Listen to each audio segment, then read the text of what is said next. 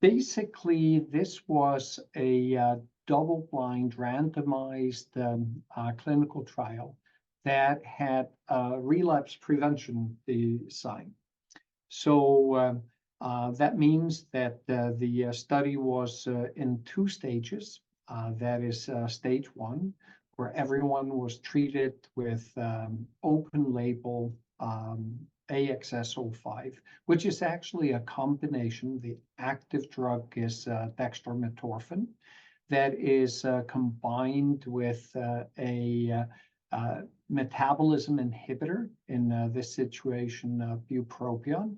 And the doses are 45 milligrams dextromethorphan and 105 milligrams of bupropion.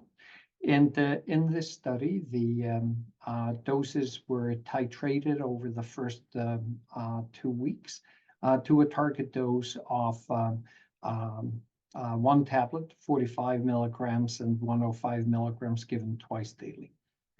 So the participants were patients that met the clinical criteria for the diagnosis of Alzheimer's disease. And they also had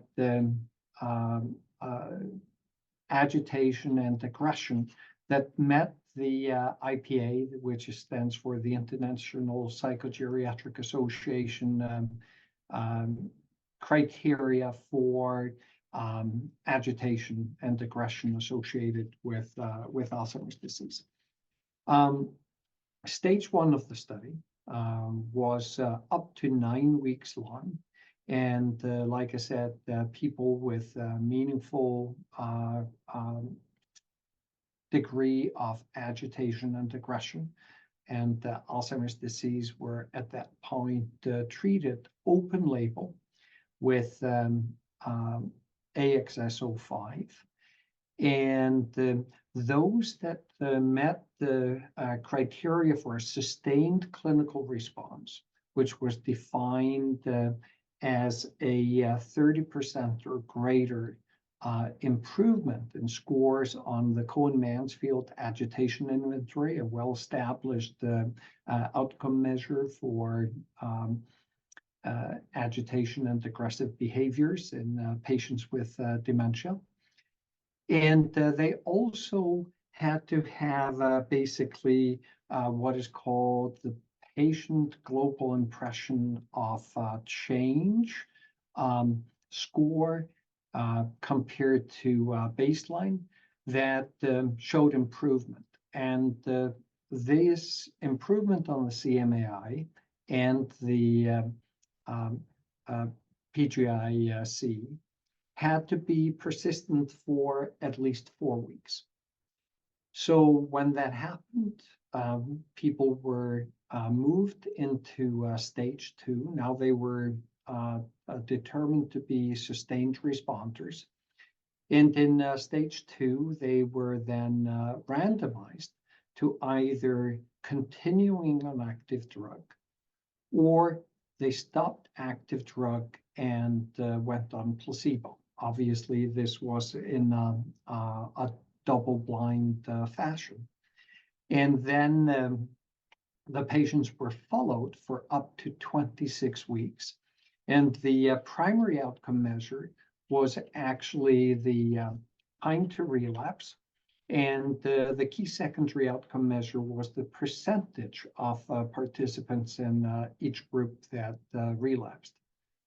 And if we look at the primary outcome measure, then basically there was statistically significant superiority for those that continued on treatment in terms of time to relapse.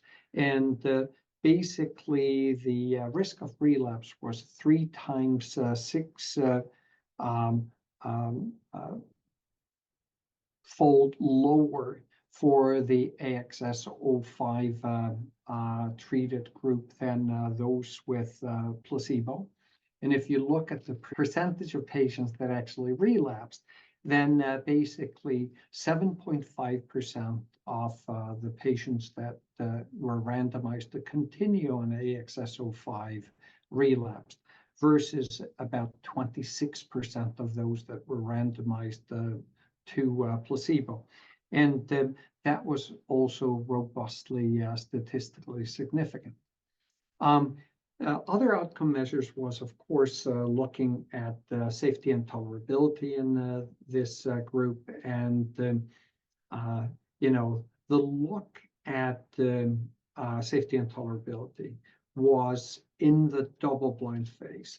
And I always warned people that at that point, you know, patients had been on AXS-05 in the open label part of the study for several weeks. So in the double-blind phase, there really was no meaningful difference in terms of emergence of adverse events or serious adverse events between the AXS-05 group and placebo. Let me delve into that a little bit.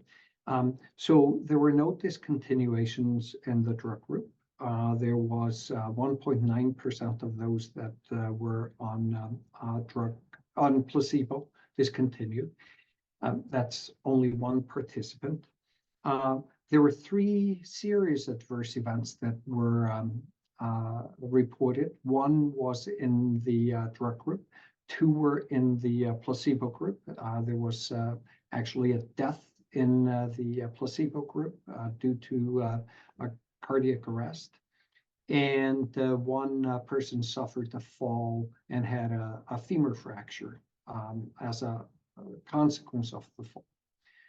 Looking at falls, which is always an adverse event of interest in this population, there were 4 patients in the AXS-05 group that fell, but thankfully none of them suffered an injury, and 2 patients in the placebo group, and 1 of them had the femur fracture that I just mentioned.